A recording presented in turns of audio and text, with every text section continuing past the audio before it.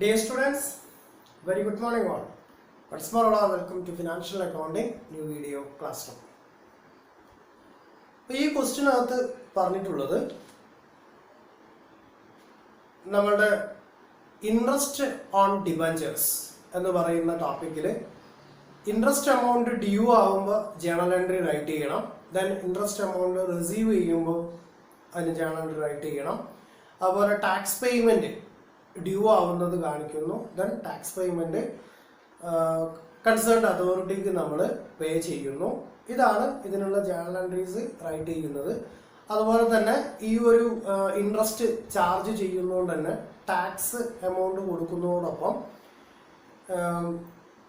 കമ്പനിയെ സംബന്ധിച്ചിടത്തോളം കമ്പനിക്ക് പ്രോഫിറ്റിൻ്റെ വോളിയം കുറയും. അപ്പോൾ അത് ക്ലോസ് ചെയ്യാൻ വേണ്ടിയിട്ട് പ്രോഫിറ്റ് ആൻഡ് ലോസ് അക്കൗണ്ടിലേക്ക് ട്രാൻസ്ഫർ ചെയ്യുന്നു. അപ്പോൾ അങ്ങനെയുള്ള ജേണൽ എൻട്രീസ് ആണ് ഇതിനകത്ത് റൈറ്റ് ചെയ്യേണ്ടത്.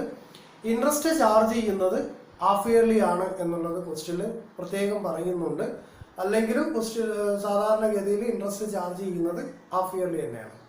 ഓക്കെ, ഇപ്പോൾ ഇവിടെ സംഭവിക്കുന്നത് A limited issued 2010% debentures of ₹100 each on January 1st, 2019 at a discount of 10%, redeemable at a premium of 10%. അപ്പോൾ 10% ഡിസ്കൗണ്ടിൽ ഇഷ്യൂ ചെയ്തിട്ടുള്ള ഡിബഞ്ചർ 10% പ്രീമിയത്തിൽ എന്താണ് റെഡീം ചെയ്യുകയാണ്. ഓക്കെ, ഇപ്പോൾ 100 രൂപ വരെയുള്ള ഡിബഞ്ചർ 90 റുപ്പീസിന് വിൽക്കുന്നു. ദെൻ 100 രൂപ വാല്യൂ ഉള്ള ഡിബഞ്ചർ 110 നമ്മൾ റെഡീം ചെയ്യുന്നു. ഇത് ഇഷ്യൂ ചെയ്യുന്നതാണ്, ഇത് റിഡംഷൻ നടക്കുന്നതാണ്. ഓക്കെ, ഇതാണ് നമ്മുടെ ഡിഫറൻസ്. അപ്പൊ ഇവിടെ 10 റുപ്പീസിന്റെ ലോസ് ഉണ്ട്, ഇവിടെയും 10 റുപ്പീസിന്റെ ലോസ് ആണ്. ഇത് ഇഷ്യൂ ചെയ്യുന്നതാണ് 110 ഇൻസ്റ്റെഡ് ഓഫ് 100 ആണെങ്കിൽ 10 റുപ്പീസ് പ്രോഫിറ്റ് ആയേനെ. അപ്പോൾ ഇവിടെ ഇഷ്യൂ ചെയ്യുന്ന സമയത്തും ലോസ് ആണ് ₹10. ദെൻ റിഡംഷൻ നടക്കുന്ന സമയത്തും ലോസ് ആണ് ₹10. അപ്പോൾ ടോട്ടൽ 20 റുപ്പീസിന്റെ ലോസ് ആണ് സംഭവിക്കുന്നത്. 100 രൂപ വിലയുള്ളത് 110 രൂപക്ക് തിരിച്ചു വാങ്ങിക്കുന്നു. 100 രൂപ വിലയുള്ളത് 90 രൂപക്ക് വിൽക്കുന്നു അഥവാ ഇഷ്യൂ ചെയ്യുന്നു. അപ്പോൾ രണ്ട് ടൈമിലും 10 റുപ്പീസിന്റെ ലോസ് ഉണ്ട്. ഇപ്പോൾ ടോട്ടൽ കമ്പനിക്ക് 20 റുപ്പീസിന്റെ ലോസ് ഉണ്ട്. ഓക്കെ, ഇഷ്യൂ ചെയ്യുന്നതിന്റെ റിഡംഷൻ നടക്കുന്നതിന്റെയും കേസ് ക്ലിയർ ആണല്ലോ. ഇനി ക്വസ്റ്റ്യനകത്ത് പറയുന്നത് എന്താ? Give journal entries relating to issue of debentures and debenture interest for the period ending 31st December 2019, assuming that interest was paid half yearly on June 13th and December 31st, and tax deducted at the source is 10%. Then A Limited follows calendar year as it is accounting year. Calendar year means January to December. അതാണ് ഇവിടെ A Limited follow ചെയ്യുന്ന procedure. അപ്പോൾ ഇനി എന്താ ചെയ്യേണ്ടത്? ഇതിനുള്ള journal entries right ചെയ്യണം. നമ്മൾ പറഞ്ഞിട്ട് ടാക്സ് റേറ്റ് 10% ആണ്, ഹാഫ് ഇയർലി ആണ് ഇൻട്രസ്റ്റ് ചാർജ് ചെയ്യുന്നത്. അപ്പോൾ ഇൻട്രസ്റ്റ് എമൗണ്ട്, അതായത് ഈ ഒരു ഡിബഞ്ചർ നമ്മൾ ഇഷ്യൂ ചെയ്യുമ്പോഴുള്ള ജേണൽ എൻട്രീസ് ആണ് ഫസ്റ്റ് റൈറ്റ് ചെയ്യേണ്ടത്. ഓക്കെ, അപ്പോൾ ഇഷ്യൂ ചെയ്യുമ്പോൾ എന്തായിരിക്കും? കമ്പനിയിലേക്ക് അല്ലെങ്കിൽ ഫേമിലേക്ക്, ഇപ്പോൾ എ ലിമിറ്റഡിനെ സംബന്ധിച്ചിടത്തോളം എ ലിമിറ്റഡിന് ക്യാഷ് കിട്ടും. അപ്പോൾ ഡിബഞ്ചർ എന്തായിരിക്കും? അവരുടെ കയ്യിൽ നിന്നും പുറത്തേക്ക് പോവുകയും ചെയ്യും. ഓക്കെ, അത് എങ്ങനെയാണ് ഇഷ്യൂ ചെയ്യുന്നതും റെഡീം ചെയ്യുന്നതും? അപ്പോൾ ഇവിടെ കമ്പൈൻഡ് ആയിട്ടാണ് ജേണൽ എൻട്രി എഴുതുന്നത്. ഇഷ്യൂ ചെയ്യുന്നതും അതുപോലെ റിഡംഷൻ നടക്കുന്നതുമായിട്ടുള്ള കേസിന്റെ കമ്പൈൻഡ് ജേണൽ എൻട്രി ആണ് എഴുതുന്നത്. അപ്പോൾ ആ കമ്പൈൻഡ് ജേണൽ എൻട്രി എഴുതുമ്പോൾ പ്രീമിയത്തിന് റെഡീം ചെയ്യുന്നതും ഡിസ്കൗണ്ടിന് ഇഷ്യൂ ചെയ്യുന്നതുമായിട്ടുള്ള ഒറ്റ ജേണൽ എൻട്രി ആയിട്ടാണ് റൈറ്റ് ചെയ്തു പോകുന്നത്. Okay, here let's go the journal entries. Journal entries നമ്മൾ റൈറ്റ് ചെയ്യാണ്.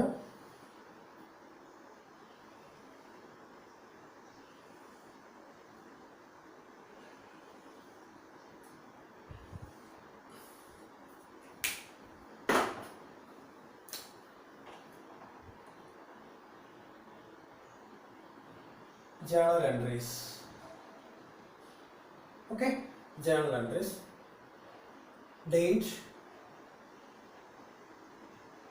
particulars, ledger folio, debit and credit.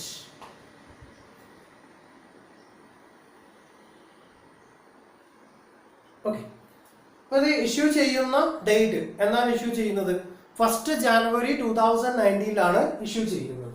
So 1st January 2019 issue ചെയ്യുന്നു. നമ്മൾ പറഞ്ഞു 10% ഡിസ്കൗണ്ടിനാണ് ഇഷ്യൂ ചെയ്യുന്നത്, 10% പ്രീമിയത്തിനാണ് റിഡംഷൻ നടക്കുന്നത്. അപ്പൊ നമ്മൾ കമ്പൈൻഡ് ജേർണൽ എൻട്രി ആണ് റൈറ്റ് ചെയ്യുന്നത്. Okay, then bank account debtor loss on issue of debenture account debtor to debenture account. ഇവിടെ ക്വസ്റ്റ്യനകത്ത് പെർസെൻറ്റേജ് പറഞ്ഞിട്ടുണ്ടെങ്കിൽ ആ പെർസെൻറ്റേജ് റൈറ്റ് ചെയ്യണം. So 10% debentures. ദെൻ എന്ത് നടക്കുന്നുണ്ട്? പ്രീമിയത്തിനാണ് എന്ത് ചെയ്യുന്നത്? റിഡംഷൻ നടക്കുന്നത്. അപ്പോൾ അത് നമ്മൾ എന്ത് ചെയ്യണം? റൈറ്റ് ചെയ്ത് കാണിക്കണം. To premium on redemption.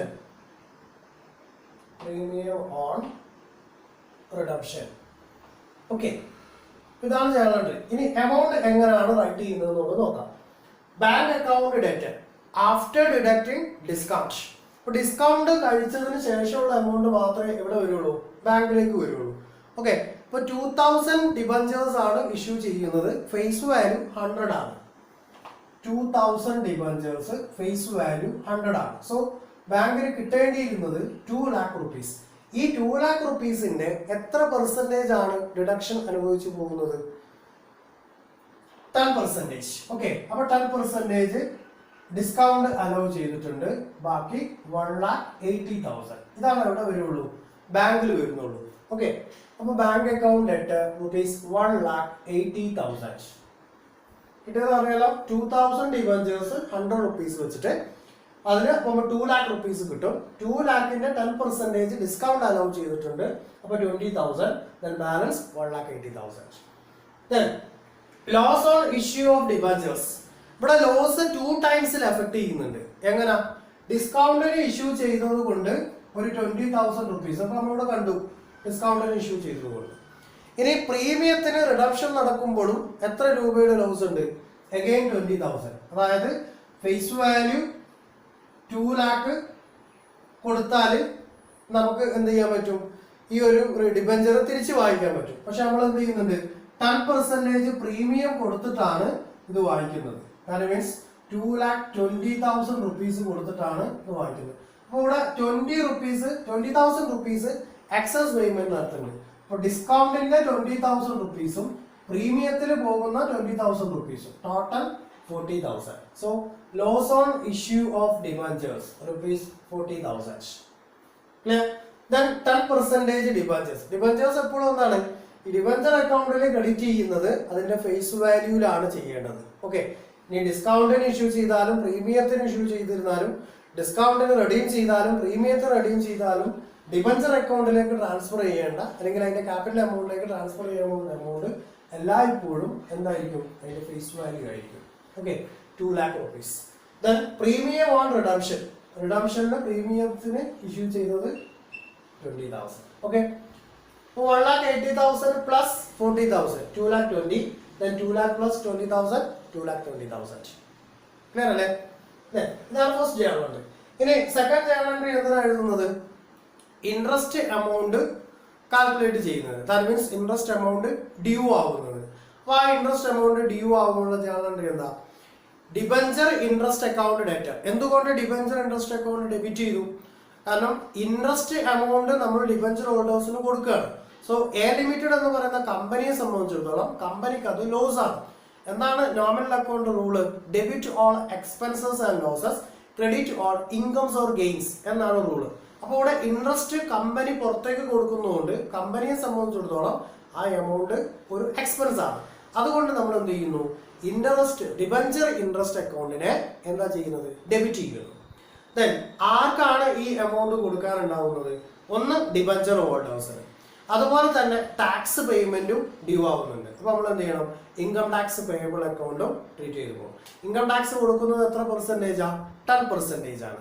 അതിന് ഡിസ്കൗണ്ടിന് ഇഷ്യൂ ചെയ്തിരുന്നാലും പ്രീമിയത്തിന് ഇഷ്യൂ ചെയ്തിരുന്നാലും ഫേസ് വാല്യൂവിന്റെ മുകളിൽ, അതായത് എത്ര രൂപക്കാണോ നമ്മൾ ട്രീറ്റ്മെന്റ് നടത്തുന്നത് അതിന്റെ 10% ആണ് എന്ത് ചെയ്യുന്നുണ്ടാവുക? ഈ ടാക്സ് പേയ്മെന്റ് കൊടുക്കേണ്ടി വരുന്നത്. ഓക്കെ, ഇനി ഇൻട്രസ്റ്റ് ഡ്യൂ ആകുമ്പോഴുള്ള ജേർണൽ ഉണ്ട്. എന്താ ഡേറ്റ് വരുന്നത്? ഇൻട്രസ്റ്റ് ഡ്യൂ ആകുന്നത് 6 മാസം കഴിയുമ്പോഴാണ്. അപ്പോൾ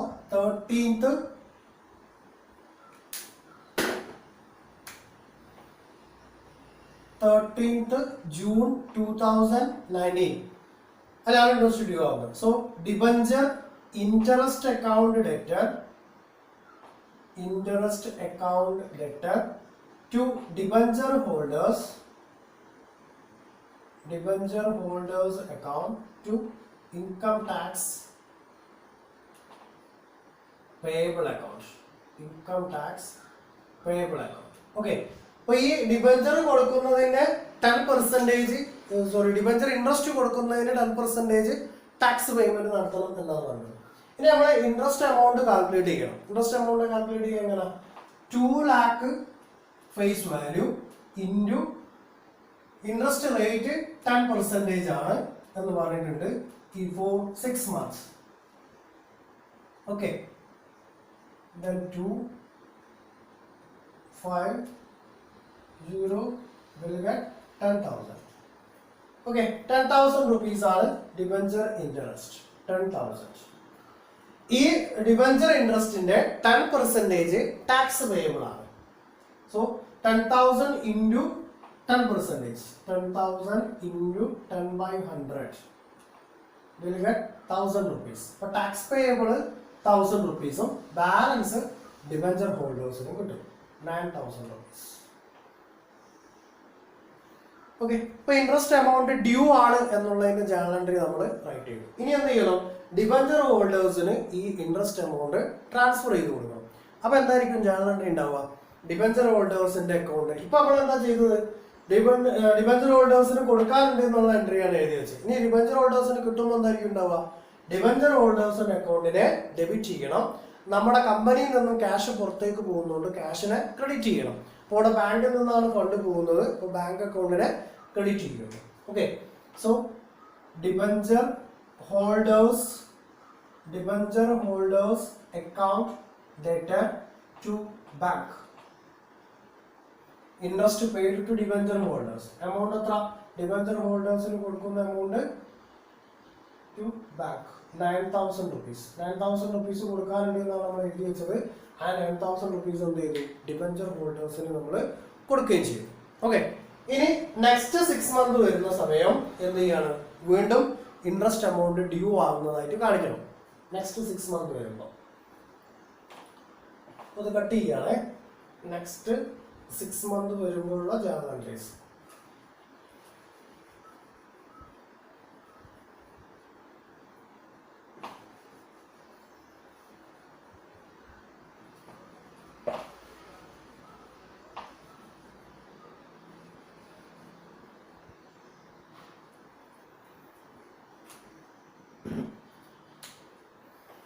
ഓക്കെ, ഇപ്പൊ ഡേറ്റ് അടുത്ത 6 മാസം കഴിയുമ്പോഴാണ് ഇനി ഇൻട്രസ്റ്റ് എമൗണ്ട് ഡ്യൂ ആവുന്നത്. So 31st December 2019. ഇപ്പൊ ജൂൺ മാസത്തിലാണ് നമ്മൾ ആദ്യം ഇൻട്രസ്റ്റ് ചാർജ് ചെയ്തത്. ഇനി അടുത്ത ഡിസംബർ മാസത്തിലാണ് ഇൻട്രസ്റ്റ് ചാർജ് ചെയ്യേണ്ടത്. So 31st December 2019. Journal entry same തന്നെയാണ്. So debenture interest account debtor to debenture holders account to income tax payable account. Okay, income tax payable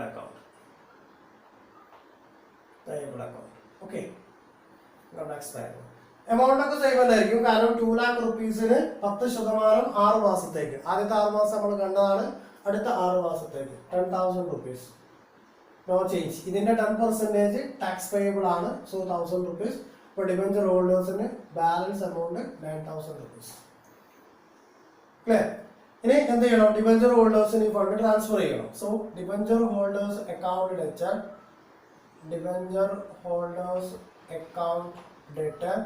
to bank.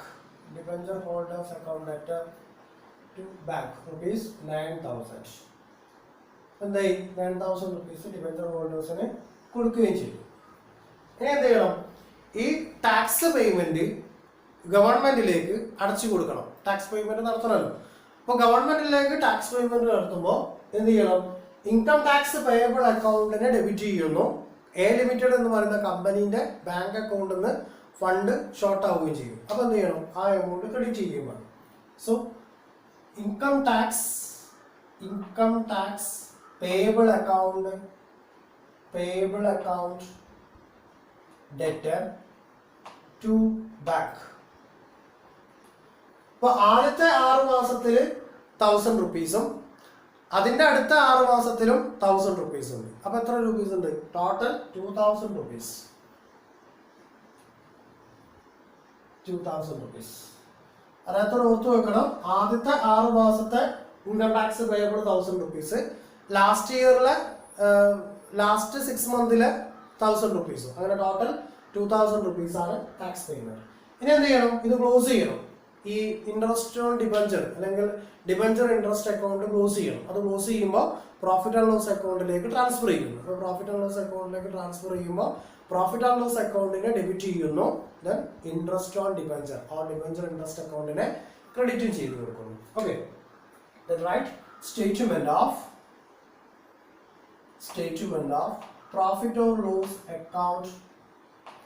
profit or loss account debtor to debenture interest. അപ്പോൾ അത് close ചെയ്യുമ്പോൾ ഇവിടെ debenture interest അക്കൗണ്ടിനെ debit ചെയ്തത് ഇവിടെ 10,000 rupees ആണ്. ഇത് last 6 മന്തിലാണ്. First 6 മന്തിലും ഇതുപോലെ എന്തുണ്ട്? ഇപ്പൊ 10,000 റുപ്പീസ് ഡെബിറ്റ് ചെയ്തിട്ടുണ്ട്. അതിന്റെ total amount so 20,000 rupees.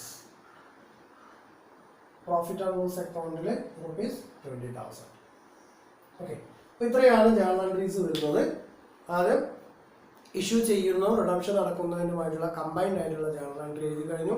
Then interest amount due ആവുന്നത്, ദെൻ ഇൻട്രസ്റ്റ് ഡിബഞ്ചർ ഹോൾഡേഴ്സിന് ട്രാൻസ്ഫർ ചെയ്യുന്നു. ദെൻ അത് ഫസ്റ്റ് 6 മന്തിലും ലാസ്റ്റ് 6 മന്തിലും അത് അതേ എമൗണ്ട് തന്നെ അല്ലെങ്കിൽ അതേ എൻട്രീസ് തന്നെ നമ്മൾ റൈറ്റ് ചെയ്യുന്നു. ദെൻ ഇനി നെക്സ്റ്റ് 6 മന്തിൽ ഇൻട്രസ്റ്റ് റേറ്റിന് വ്യത്യാസം ഉണ്ടെങ്കിൽ ഈ എമൗണ്ടിന് നേരിയ വ്യത്യാസങ്ങൾ ഉണ്ടായിരിക്കും.